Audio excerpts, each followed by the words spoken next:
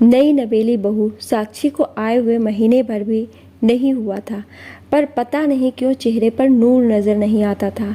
शायद किसी बात से नाराज है, हर पल यही प्रतीत होता था। सास सुशीला जी ने कई बार पूछने की कोशिश की, पर हर बार साक्षी टाल जाती थी। सुशीला जी भी ये सोचती रह जाती थी, क्या पता अभी अभी शादी हुई है नए घर में, मन लगने में भी वक्त लगता है, इसलिए शायद बहुत ज़्यादा बोल नहीं पा रही है और चुप रहती है। एक दिन अचानक बिना बताए ही साक्षी को लेने उसका भाई आ गया। अभी नई नई शादी हुई थी, इस कारण से सुशीला जी ने भी मना नहीं किया। बहू के जाने के बाद सुशीला जी ने अपने बेटे प्रमोद से कहा, बेटा क्या बात है, बहू चुप चुप ही रहती है और चेहरे से भी लगता है जैसे कोई नाराज़गी हो गई। कोई बात है क्या? पता नहीं मम्मी, मुझे तो ऐसा कुछ नहीं लगता, प्रमोद ने जवाब दिया। शायद मेरी गलत फहमी हो, पर फिर भी एक बार मन टटोल कर देख, क्या पता जो मुझसे ना बोल पा रही हो तुझसे बोल दे। ठीक है, जब आएगी तब बात करके देख लूँगा, कहकर प्रमोद अपने ऑफिस चला गया। शाम को जब प्रमोद घर आया तो देखा सुशीला जी उदास बैठी हैं। उन्हें उदास देखकर प्रमोद ने पूछा, क्या हुआ माँ, आप ऐसे उदास क्यों बैठी हो? प्रमोद के सवाल पर सुशीला जी ने उसकी तरफ नज़रें उठाकर देखा और कहा, बेटा कल संडे है, तू एक काम कर, तेरा सामान मेरे कमरे में शिफ्ट कर ले, मैं तेरे कमरे में शिफ्ट हो जाती हूँ। अरे अचानक से कमरा शिफ्ट करने की बात कहाँ से आ गई, और क्या परेशानी है जो कमरा शिफ्ट कर रहे हो? प्रमोद सुशीला जी के पास बैठता हुआ बोला, बेटा मैं अकेली तो जीव, तेरे पापा है नहीं, भला इतने बड़े कमरे का मैं क्या करूँगी, इसलिए बड़ा कमरा तू ले ले और मेरा सामान तेरे कमरे में शिफ्ट कर दे। अरे माँ रहने दो ना, क्या ज़रूरत है, आराम से रह तो रहे हैं, वैसे भी साक्षी है नहीं, वो क्या सोचेगी और लोग साक्षी के बारे में क्या क्या बातें बनाएंगे। आते ही सास को उसके कमरे से निकाल दिया। प्रमोद हंसते हुए बोला। उसकी बात सुनकर सुशीला जी चुप हो गई, पर दूसरे दिन प्रमोद के पीछे पड़कर उन्होंने कमरा शिफ्ट करवा ही दिया। जब सब सामान कमरों में शिफ्ट हो गया तो सुशीला जी बोली, बेटा एक काम कर, तेरे ससुराल से जो सोफ़ा आए हैं वह भी यहीं कमरे में रख ले। उनकी बात सुनकर प्रमोद बोला, माँ तुम्हारे दिमाग में क्या चल रहा है, पड़े रहने दो ना, बाहर मेहमान आएंगे तो बाहर बैठने के काम में आएंगे। अरे पर हमारे अपने भी तो सोफे हैं ना, वो रख लेंगे हॉल में। अरे माँ कैसी बातें कर रही हो, नए सोफे हैं, हॉल में ज़्यादा अच्छे लगेंगे। नहीं नहीं, बहू के नए सोफे हैं, उसके कमरे में ही अच्छे लगेंगे। उसकी बात सुनकर प्रमोद एक पल के लिए चुप हो गया, फिर बोला, किसी ने कुछ कहा क्या? अचानक से प्रमोद के सवाल को सुनकर सुशीला जी झूठ, नहीं नहीं, किसी ने कुछ नहीं कहा, बस उसे कमरे में रख दो। फिर बोली, आखिरकार सोफे साक्षी और प्रमोद के कमरे में शिफ्ट कर दिए गए। दूसरे दिन प्रमोद जब घर आया तो साक्षी आ चुकी थी। प्रमोद को बड़ी हैरानी हुई, क्योंकि साक्षी का भी कुछ दिन आने का बिल्कुल भी मूड नहीं था। अब प्रमोद नोटिस करता था कि साक्षी और सुशीला जी के बीच में अजीब सा तनाव था, दोनों खुलकर बात नहीं करती थी। कुछ दिनों बाद साक्षी दोबारा मायके गई। उस दिन भी प्रमोद शाम को लौटा तो सुशीला जी चुपचाप उदास बैठी हुई थी। प्रमोद ने फिर इसका कारण पूछा तो सुशीला जी ने कहा, बेटा तू पूजा घर मेरे कमरे में शिफ्ट करा दे, कम से कम सुबह मैं पूजा करूं तो तुम लोगों को डिस्टर्ब ना हो। अरे तुम्हें किसने कहा माँ कि हमें सुबह डिस्टर्ब होता है? उसकी बात सुनते ही सुशीला जी एकदम से हड़बड़ा गई। अरे वो किसी ने कहा नहीं, पर वो क्या मुझे दिखता नहीं है, तुम लोग भी डिस्टर्ब होते होगे ना, बस तू तो पूजा घर मेरे कमरे में शिफ्ट करा दे। इससे पहले कि प्रमोद कुछ पूछता, सुशीला जी ऐसा कहकर रसोई में प्रमोद के लिए चाय बनाने चली गईं। अब प्रमोद के मन में भी हलचल सी होने लगी थी, आखिर कुछ तो है, जब भी साक्षी मायके जाती है तभी माँ ये अजीब क्यों जिद करती हैं, पहले कमरा और अब पूजा घर। जब साक्षी घर पर होती है तब भी माँ और उसके बीच अजीब से तनाव लगता है। कुछ तो बात है, पर माँ बता नहीं रही हैं। वही सोफे पर सुशीला जी का फ़ोन पड़ा हुआ था। प्रमोद ने उठाकर चेक किया तो उसमें शाम को साक्षी की मम्मी का फ़ोन आया हुआ था। प्रमोद को सच में अब तो कुछ गड़बड़ होने का एहसास होने लगा था। उसने दोबारा सुशीला जी से पूछा भी, पर वह टाल गई। आखिरकार उनकी जिद के कारण प्रमोद को पूजा घर भी उनके कमरे में शिफ्ट करना पड़ा। और दूसरे दिन प्रमोद जब घर लौटा तो वाकई वो देखकर हैरान रह गया कि साक्षी मायके से आ गई। पर अब माँ ही नहीं बताना चाहती थी तो आखिर प्रमोद पूछे किसी से। साक्षी से बात की तो उसने सिर्फ इतना ही कहा, अब माँ की इच्छा की, वो क्या करना चाहती हैं मैं क्या करूँ। इसके आगे प्रमोद भी कुछ ना कहा। पर शक का कीड़ा तो दिमाग में बैठ गया था। आखिर उसका शक यकीन में तब बदल गया जब कुछ दिन बाद साक्षी वापस मायके गई। इस बार सुशीला जी ने प्रमोद से साक्षी के दहेज में आया हुआ टीवी साक्षी के कमरे में लगाने को कहा। इस बार प्रमोद बिगड़ गया। ये क्या है माँ, आखिर ये क्या लगा रखा है आपने? जब भी साक्षी मायके जाती है आप बस यही बात करने लग जाती हो, इसको यहाँ सेट करो, उसको वहाँ सेट करो। आखिर चल क्या रहा है आपके मन में, बताते क्यों नहीं हो? आप प्रमोद को इस तरह चिल्लाते देखकर सुशीला जी के आंखों में आंसू आ गए और वे लगभग रोती भी बोली, बेटा मैं तो बस यही चाहती हूँ कि तुम दोनों खुश रहो। आखिर मेरी उम्र ही कितनी बची है, मेरे कारण तुम्हारा घर ना बसे, मैं ऐसा कभी नहीं चाहूँगी। सुशीला जी की बात सुनकर प्रमोद हैरान हो गया।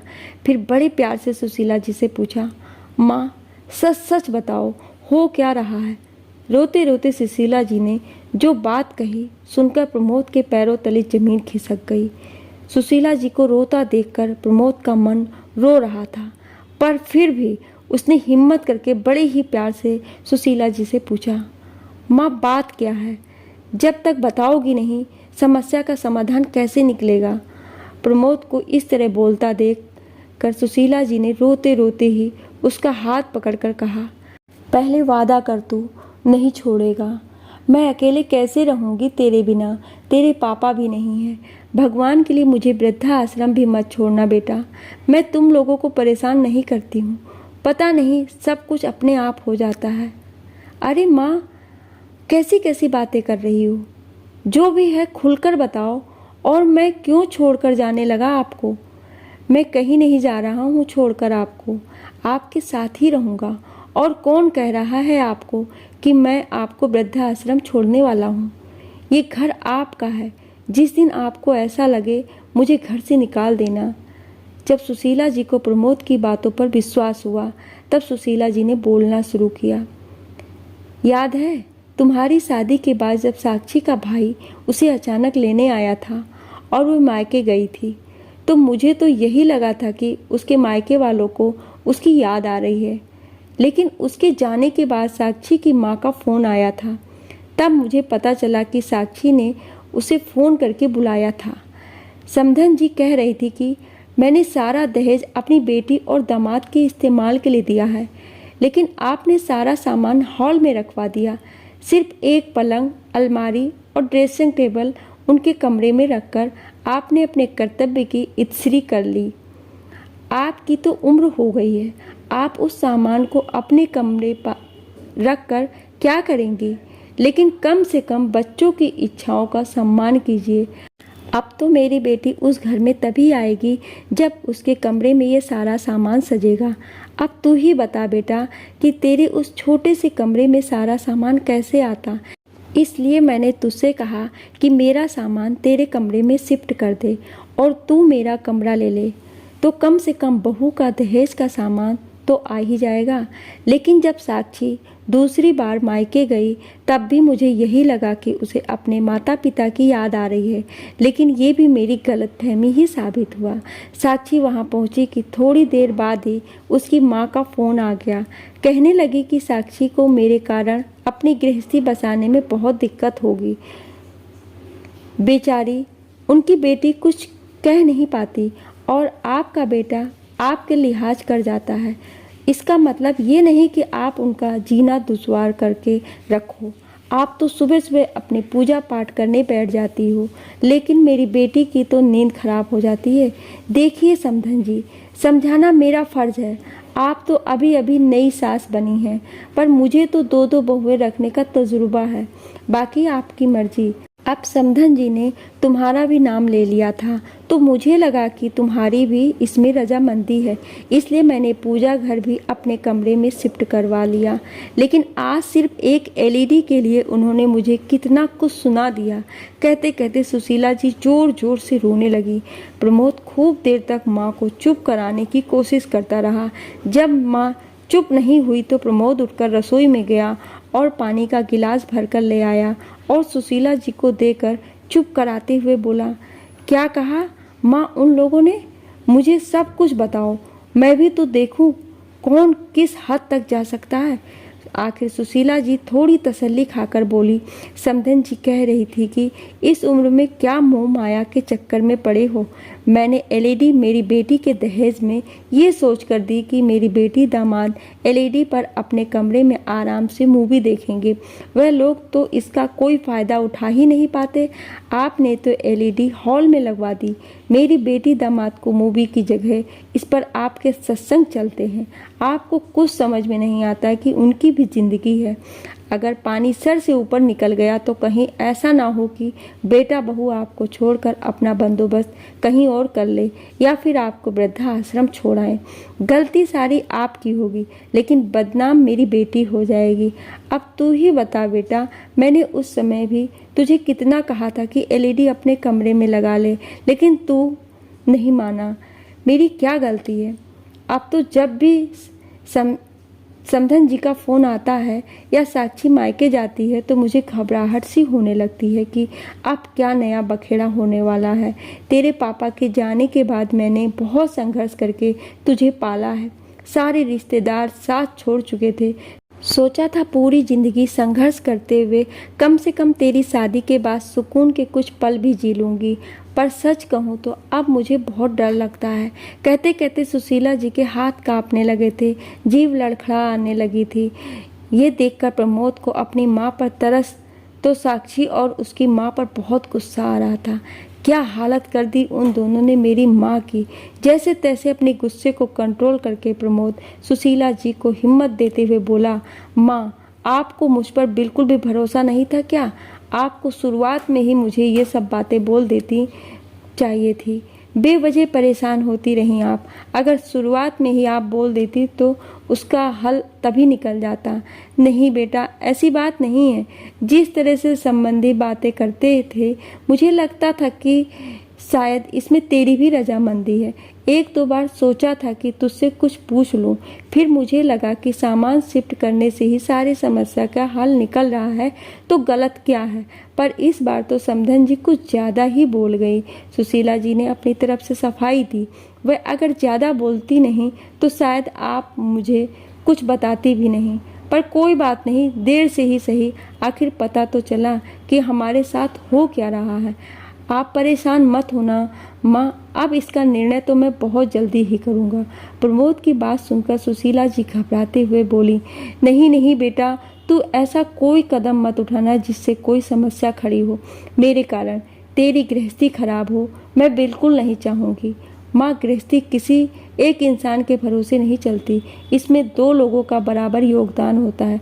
पर यहाँ तुम्हारी बहू योगदान नहीं तो उसे उसी की भाषा में समझाना पड़ेगा। विश्वास करूँगा मैं इस रिश्ते को सिर्फ एक मौका और दे रहा हूँ, नहीं तो जिस तरह का ये रिश्ता है ना, इसका टूट जाना ही बेहतर है, क्योंकि ज़िंदगी भर के दुख से एक बार का दुख बेहतर होता है। बस अपने बेटे पर विश्वास रखिए, कल का दिन कुछ अलग कहानी लेकर आएगा। दूसरे दिन जब सुशीला जी उठी तो देखा प्रमोद जाग चुका था और फ़ोन पर किसी से बातें कर रहा था। थोड़ी देर बाद सुशीला जी चाय बनाकर ले आईं और दोनों माँ बेटे चाय पीने बैठ गए। इतने में दरवाजे की डोरबेल बजी। सुशीला जी ने जाकर दरवाज़ा खोला तो सामने 3 लोग खड़े थे। सुशीला जी ने हैरानी से उन लोगों से पूछा, आपको किससे मिलना है? तो उनमें से एक लड़का, मैडम हमें प्रमोद भैया ने बुलाया है, आप उन्हें बुला दीजिए। जो हम हमारा काम शुरू करें। इतने में खुद प्रमोद बाहर आ गया और आते ही बोला, अरे आ गए आप लोग, चलिए जल्दी जल्दी काम निपटाना है। मैं आपको बता देता हूँ कौन कौन सा सामान उठाना है। इतने में सुशीला जी बोली, प्रमोद कौन सा सामान उठाने की बात कर रहा है, मुझे बताएगा? आखिर चल क्या रहा है? माँ बस मेरा साथ दो, हर समस्या का समाधान होता है। कोई सीधे तरीके से समझता है तो कोई दूसरे तरीके से। जिस तरह की हरकतें वह लोग कर चुके हैं, इससे इतना तो समझ में आ गया है कि उन्हें सीधा तरीका समझ में नहीं आता। तो बस अब दूसरे तरीके से समझा रहा हूँ। लेकिन तू करना क्या चाहता है, मुझे बता तो सही।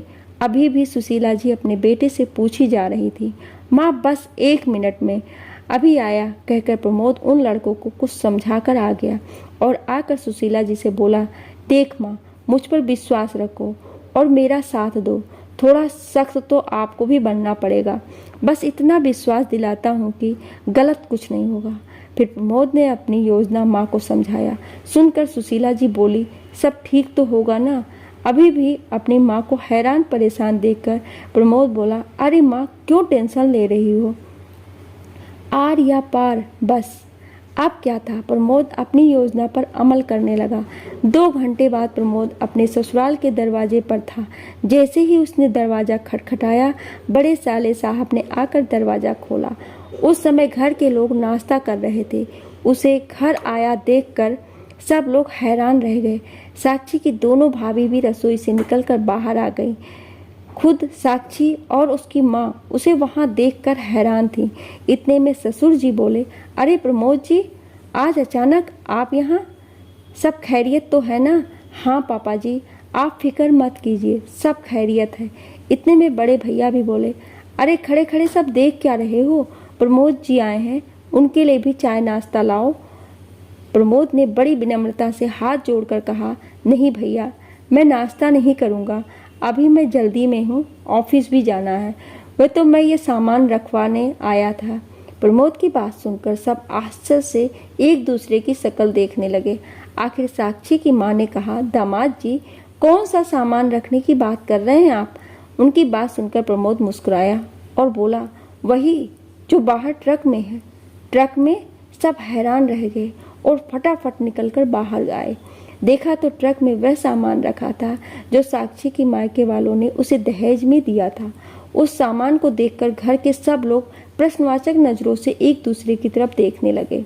वहीं साक्षी कभी अपनी माँ को तो कभी प्रमोद को देख रही थी। आस पड़ोस के लोग वहाँ खड़े होकर बातें करते हैं।